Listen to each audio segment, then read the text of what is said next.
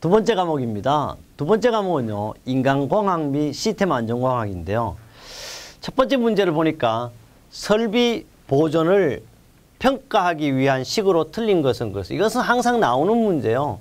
그래서 이 성능 가동률은요, 속도 가동률 곱하기 정미 가동률이 맞습니다.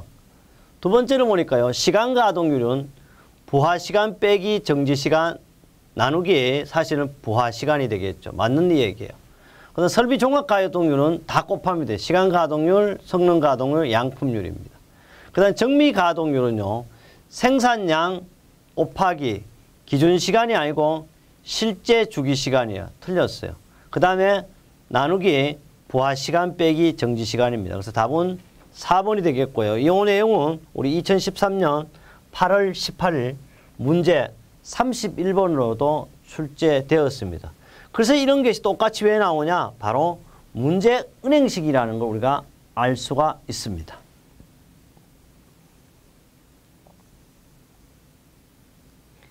(22번입니다) 표시장치와 이에 대응하는 조정장치가 위치라든지 또는 배열이 인간과 기대에 모순되지 않아야 하는데, 여기까지는 뭐예요? 인간의 기대에 모순되지 않는 성질을 가지고 뭐라 그래요? 항상 제가 강조했어요. 양입성이다. 그래서 양입성의 종류는 몇 가지 있다? 4가지인데 여기서 뭐라고 하면 요게요. 조정장치 또는 위치가 배열이에요. 조정장치와 위치의 배열이 인간의 기대와 모순되지 않는 성질을 무슨 양입성이라고 물어요. 그래서 이걸 가지고 우리는 여기서 알아둘 것이 있어요. 요놈을 가지고 우리는 공간 양입성인데요. 인간 설계 원리가 관계가 공간 양입성인데요. 그럼 이 양입성의 4가지를 제가 해놨어요. 개념 양입성과 그 다음에 요게요. 요게 공간 양입성이 요게 빠뜨려 놨어요. 표시장치나 조정장치의 물리적 형태나 공간적인 배치 양입성을 가지고 우리는 무슨 양입성이라고 그런다? 공간 양입성이 되겠습니다. 그 다음 운동 양입성은 조정장치 오른쪽으로 돌리면 지침도 당연히 오른쪽으로 이동하는 거예요. 양식이라는 것은 직무에 알맞는 말 그대로 응답 양식이 존재하는 걸 우리는 양식 양입성이라 하고 있습니다. 이것은 우리 1-100부 쪽에 나와 있고요. 이 문제는 이렇게 상세하게 디테일하게 나오는 경우도 많지만은 항상 인간의 기대와 모순되지 않는 성질을 가지고 뭐냐 그러면 바로 양입성이라 이렇게 많이 나오고 있습니다. 23번째 문제입니다. 23번은요. 다음 그림은 THERP 뭐예요? 인간 가오율 예측법이에요. 이건 누가 했어요? 스웨인이 발명한 거예요. 스웨인이 발명한 건데. 수행한 예이다. 자극 개시점 N1에서부터 N4까지 도달할 확률은 건데, I는 전부 다 순서대 1, 2, 3, 4에 해당 확률 나타내면 각 직무가 발생을 상호 독립이라 가정한다. 근데 사실 이것이요. 이렇게 봐가지고 이런 숫자식으로 하기가 힘들어요. 그래서 우리는 이 문제는 스웨인의 법칙에 의해 가지고 N1에서 N4까지 갈 때는 이런 가정식으로 만들어 드릴 수가 있습니다. 그래서 이 문제는 여러분이 그냥 한 번쯤 눈으로 익혀서 해야 되고요. 그래서 제가 보충학습으로 정보 제공했는데, 이거는 뭐 우리 교재 2-81쪽에도 있고 2011년 우리는 지금 하고 있는 것이 산업안전기사 필기지만요. 건설안전기사 문제 52번으로 출제가 됐었습니다. 그 내용은 뭐냐 하면 우리 산업안전기사 필기에 합격되면 2과목 인간공학 시스템 안전공학과 6과목 건설안전기술은 서로가 면제되죠. 그 내용이 나왔다는 것. 특히 이 THERP는요. 인간의 가오에 대한 1963년 누가 스웨인에 의해서 만들어져서 그래서 5개 스텝으로 구성되어 있다는 걸 기억하고요. 답은 4번으로 이렇게 기억해야 되겠습니다. 그 다음 24번입니다. 24번은 격렬한 육체적 작업이에요. 육체적 작업. 쉽게 말하면 엄청 땀 흘리고 해야만 된다. 육체적 작업에 부담 평가 시 활용되는 주요 생리적 척도로만 이루어지는 것은 육체적 작업을 하면요. 특히 부정맥, 이거는 정맥이 뭐 이거는 건 아니죠. 반드시 이거는 맥박수라든지 산소 소비량이 항상 과도하게 일어나죠.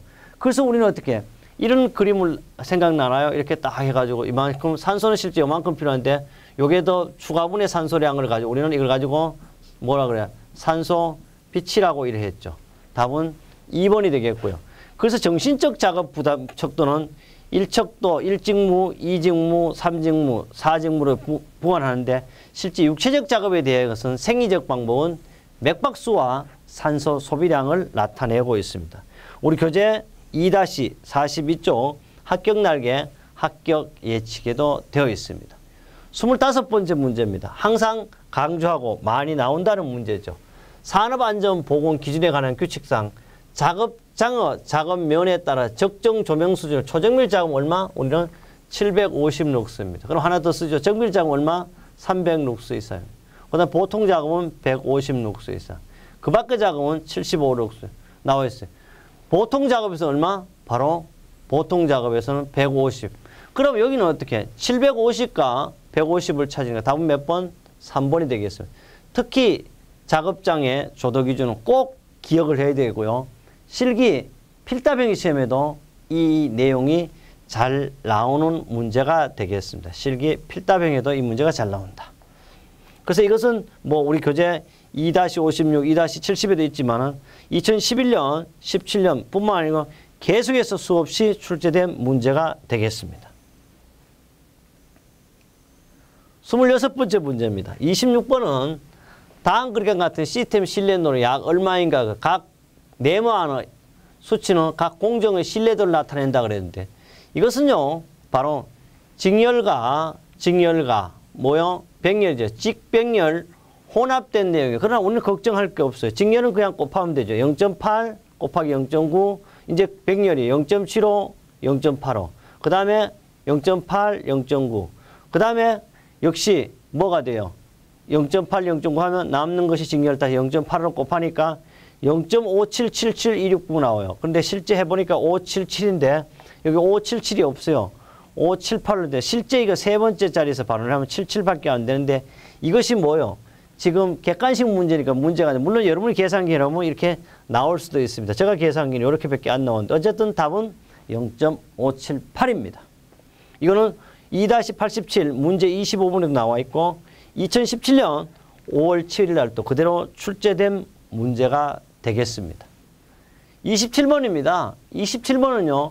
이렇게 복잡하게 돼도 여러분 이제 잘 할 수 있어요. 우리 교재 2-98쪽과 99쪽에 그대로 나와 있는 거죠. 한번 보겠습니다.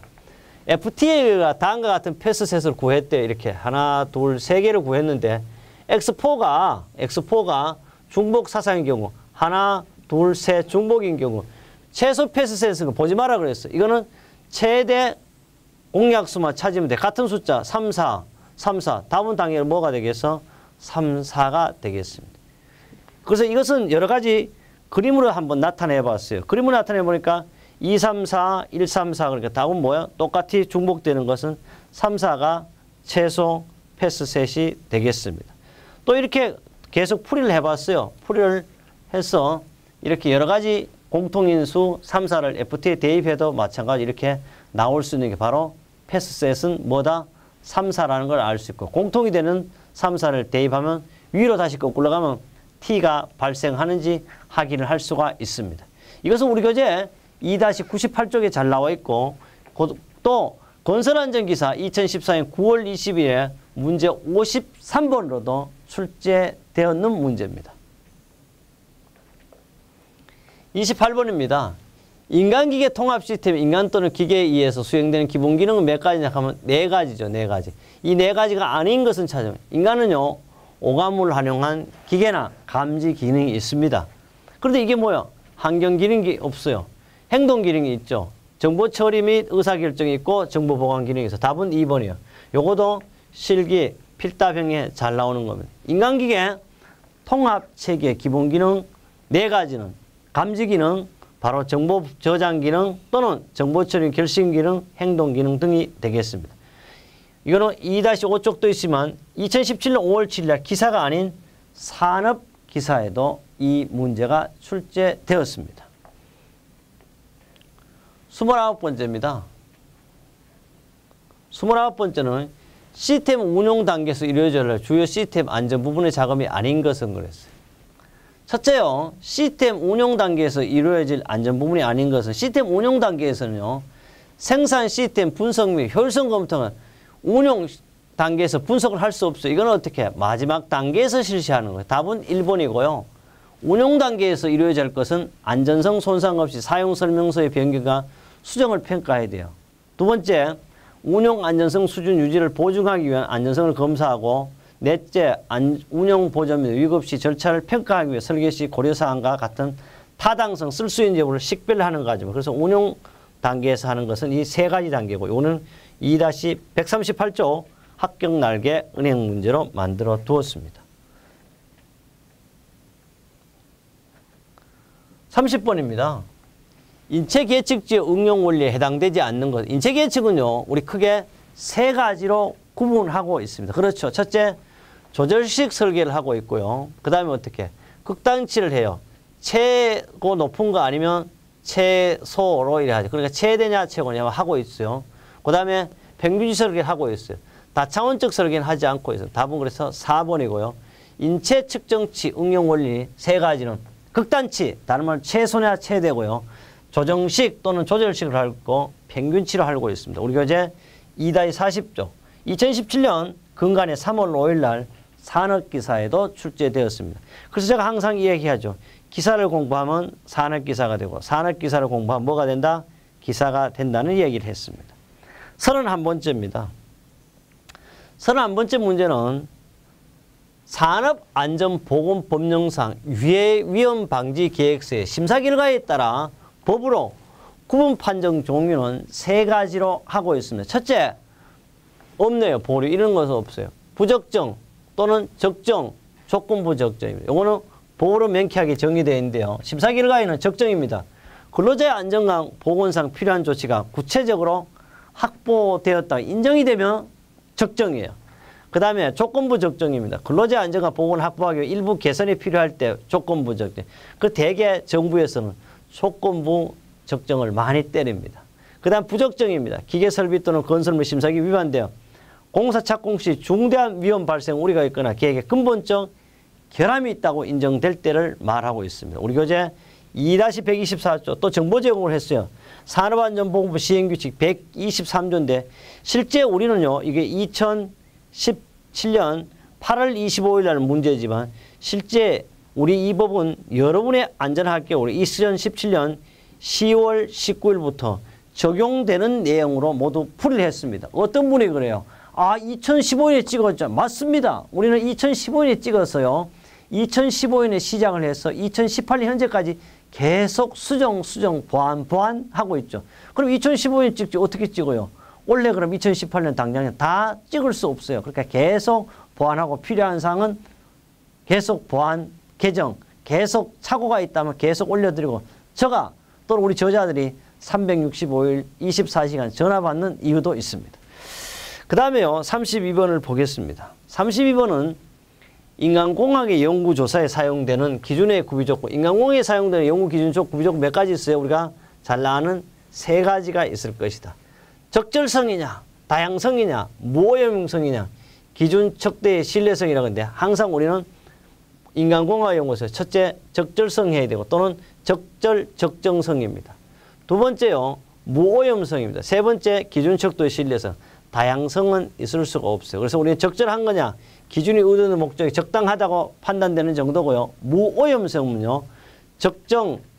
측정하고자 하는 측정 변수 이외에 어떠한 다른 변수도 영향을 받지 않는 것을 가지고 무오염성이라 이렇게 이야기하고 있습니다. 그 다음에요. 기준 척도의 신뢰성이 있고 우리 교재 2-36, 2-5, 그 다음에 2010년 7월부터 2013년까지 계속 출제됐고 그간에도 계속 많이 나오는 문제가 되겠습니다. 33번입니다. FTA에 대한 설명은 틀린 것은 FTA는요. 정성적 분석만 가능하다 아니죠. 바로 정량적이면서 뭐요? 연역적이죠. 틀렸어요 벌써. 답은 1번이고요. 답다운 방식이 맞고요. 짧은 시간에 점검할 수 있고 비전문가라도 쉽게 할 수 있는 것이 바로 우리는 뭐요? FTA 특징이 되겠습니다. 그래서 탑다운 방식, 정량적, 연역적, 기능적 결함을 우리는 분석하는 데 용이하고 논리 기호를 사용한 해석이고요. 잠재 위험을 효율적으로 분석 가능하고 복잡하고 다양한 시스템도 신뢰성 분석에 사용하는 것이 바로 우리는 1962년 미국의 벨 연구소 왓슨이 발명한 거죠. 요 사이 북한의 이거 뭐요? ICBM, 대륙간 탄도미사일도 벌써 이때 만들어진 것이죠. 그래서 지금 우리 시스템 안전은 사실 시스템 안전이라기보다는 시스템 안전에 대한 용어 정의를 하고 있는 겁니다. 그 다음에 34번째요. 34번째는 4m 또는 그보다 먼 물체요. 잘 볼 수 있는 원시 안경은 몇 디옵터인가 모르 D를 디옵터라고 읽죠. 명시거리 25cm로 한다건데 이 수정체의 초점 조절 작용에 능력이 있어요. D는 디옵터로 읽는데 값으로 그 디옵터는 다시 말하면 0.25m와 동일한 겁니다. 그래서 이것을 다시 단위 초점 거리로 나타내면 0.25분의 1을 하니까 4디옵터가 되는 거예요. 그래서 4디옵터는 다시 4분의 1이 돼요. 그래서 다시 계산해 보니까 0.2디옵터가 됩니다. 그래서 4m에서 4디옵터를 다시 그래서 계산해 보니까 4디옵터에서 0.25디옵터 빼니까 3.75디옵터가 된다. 어디 있어요? 3.75디옵터는 바로 답은 3번이 되겠습니다. 우리 교재 3-60 굴절률에 나와 있는 문제가 되겠습니다. 좀 더 보충학습을 했어요. 우리 사람은 눈의 굴절률은 0.017로 우리는 학자들이 계산해 놓은 걸 적용하니까 약 59디옵터도 나올 수 있고 그래서 D 값이 크면 클수록 디옵터 클수록 초점거리는 가까워지는 거예요. 그래서 59D에서 79디옵터까지 약 11단계 디옵터 정도 굴절률을 증가시킬 수 있는 걸 가지고 우리는 조절폭입니다. 그래서 원시 안경은요. 그러니까 11개 단계까지 우리는 조절하니까 웬만하면 우리는 다 볼 수 있다는 뜻입니다. 이거는요. 우리 교재 건설안전기사에서 출제되었습니다. 35번입니다. 작업공간 설계에 있어 접근 제한 요건이요. 알아들을게요. 접근하라는 게 아니고 접근하지 마 이렇게 다시 말하면 금지 표지에 접근 제한 요건에 대한 설명을 맞는 것이에요. 첫째, 조절식 의자와 같이 누구나 사용할 수 있다. 이거는 뭐예요? 접근하세요. 이런 뜻이죠. 둘째, 비상벨의 위치를 작업자 신체 조건에 맞춰 설계했다. 접근하라는 거죠. 왜? 누구한테? 인간의 신체에 맞게 했습니다. 트럭 운전이나 수리 작업을 위한 공간을 확보해서 설계했다. 그렇죠. 트럭이나 수리 작업을 공간을 확보해서 여러분 작업해도 좋습니다. 이런 뜻이죠. 네 번째, 박물관의 미술품 전시와 같이 장애물 뒤에 타켓과 거리를 확보해서 이거는 뭐예요? 박물관의 이거는 내용을 몰라도 괜찮아. 박물관의 미술품도 손으로 만지면 되나? 안 되잖아. 그뿐 아니에요. 전시와 같이 장애물을 딱 해가지고 예를 들어 여기에 방어판을 만들어가지고 접근 금지라고 이렇게 해놨더니 그건 당연히 접근 제한 요건이 됩니다. 접근 제한 요건이라는 건 특수작업용으로 안전을 우선한 설계 원칙. 이거는 사실 안전 우선이보다는 어떻게 그림을 우선하게 했죠. 어쨌든 이 물체는 접촉 금지 이런 뜻이 되겠습니다. 36번입니다. 인간의 에러 중요 사람이 실수하는 원인 중에 불필요한 작업 또는 절차를 수행하며 기인한 에러죠. 이거는 다른 말로 뭐예요? 다 스웨인의 분류죠. 이거는. 그래서 이것은 알아듣고 오미션 에러는 건 뭐예요? 이거는 생략에 하지 않는 걸 말하고 시퀀스 에러는 뭐예요? 순서대로 하는 거예요.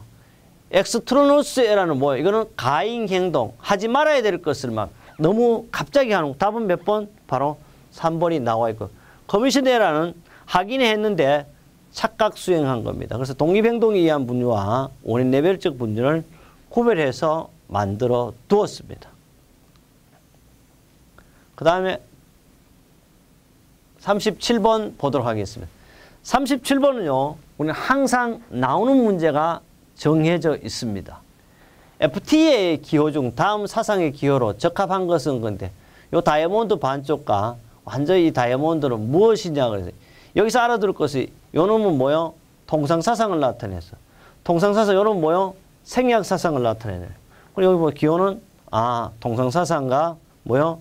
생략사상이 답은 2번이 되겠습니다. 우리 교재 역시 2-91조 16년 10월 1일 17년 5월 7일 최근 문제로도 출전됐어요. 그래서 항상 어떻게 최근 문제가 잘 하라는 이야기를 많이 강조하고 있습니다.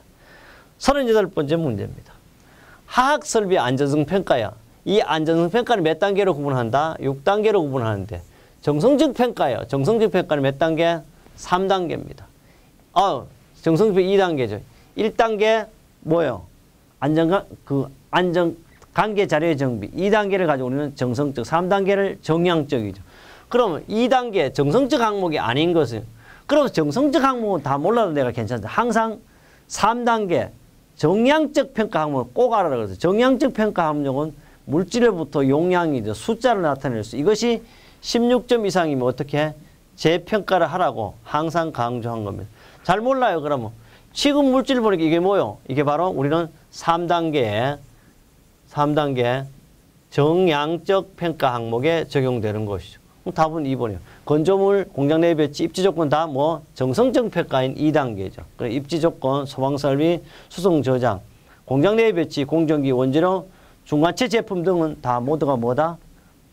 정성적 평가 항목이고, 식은 물질이라든지 용량이라든지 온도라든지 압력 이런 것은 정량적 3단계가 되겠습니다. 39번째입니다. 청각입니다. 우리 청각은 바로 귀로 듣는 거죠. 귀로 듣는 거. 이 청각은 또 어떻게 오감 중에 가장 빨리 느낄 수 있는 거죠. 0.17초라고 그랬습니다. 청각에 대한 설명이 틀린 것은 인간의 음호 높고 낮음을 감각을 주는 것은 음호 진폭이다 그러니까 진폭이 아니죠. 감각은 바로 틀렸네. 진동수로서 나타내는 것. 답은 1번이고요. 그 1000Hz 수음의 이게도 가정이라 그러는데요. 이것도요. 제가 지금 완벽하지 못합니다. 이 책을 책에는 완벽하고 가청 최소 음압을 음호 강도 표준치로 이용하고요. 일반적으로 음이 한 옥타브 높아지면 진동수는 어떻게 2배 높아집니다. 복합음은 여러 주파수대의 강도를 표현하는 주파수별 분포를 사용하여 나타내고 있습니다. 그래서 답은 1번이고요. 여기 예를 들어 음어 감각에 대한 내용을 많이 했는데 음어 감각으로 음어 고조, 강약, 음질을 구별할 수 있고요. 음어 고정은 음어 상태라고 할 수 있는데 물리학적으로 봐요. 진동수에 관계되다. 그래서 이 문제가 진폭이라고 그랬는데 진동수를 말하는 거. 진동수가 높을수록 높은 음을 느끼고 몸으로 느낄 수 있는 진동수는 매초 16회로부터 2만 회 정도 이 범위 외의 진동수는 음으로 들리죠. 16회부터 2만 회 범위까지만 들을 수 있다는 거고요. 음어 강약은 큰 음과 아주 약한 음을 나눌 수 있는데 물리학적으로는 진폭에 관계되고 음이 너무 강해도 음에 대한 감각은 일어나지 않습니다. 40번은요. 초음파 소음입니다. 이 문제는 처음 출제되었는데요. 기억을 해야 돼요. 왜? 여러분의 2018년부터 적용될 것이다. 초음파 소음에 대한 설명으로 잘못된 것은 전형적으로요. 초음파는 2만 Hz 이상을 말해요. 가청 영역 위에 주파수를 갖는 소음이고요. 소음이 3dB 증가하면 허용시간은 반감하다. 반감기는 몇 데시벨부터는 하면 3dB 아니고 2dB를 증가하면 반감합니다. 답은 3번이고요. 그 다음에 2만 Hz 이상에서 노출 제한은 약 110dB로 적용하고 있습니다. 그래서 가청 주파수 이하의 주파수를 가진 소음이고요. 초음파는 그러니까 가청 주파수를 갖는 이하를 갖는 주파수 또는 그래서 이하 여기는 위어 그랬으니까 이하도 되고 이상도 되는 걸 말하는 거죠. 주로 통상 20Hz 이하이고요. 그러니까 초음파 소음은 그뿐 아닙니다. 현재로서는 초저주파 소음에 허용 가능한 노출 한계에 대한 국가적 기준은 명쾌하게 정하지는 않습니다. 그 다음에 기어크라는요. 닉스는 초저주파 소음의 영향을 검토한 후 주관적으로 감지되는 것이 아니고 작업 수행이라든지 안락 또는 인간의 복지에 아무런 영향을 미치지 않을 것이라고 결론 지었다. 그러나 청각기관을 보호하기 위해 그들은 1Hz에서 136dB, 20Hz, 123dB, 8시간 노출한 게 범위를 권장하고 그 다음에 만약 그 수준이 여기에서 2dB 증가하면 허용 가능한 시간은 반감돼야 한다. 그래서 3dB이 아니고 반감에 대한 것은 2dB부터 적용하고 있습니다. 우리 이렇게 했어요. 2017년 8월 25일 날 산업안전기사 필기 3회입니다. 3회 2과목 인간공학 및 시스템 안전공학을 마무리했습니다. 다음 과목은요. 세 번째입니다. 세 번째는 기계위험 방지 기술에서 여러분과 함께 하도록 하겠습니다.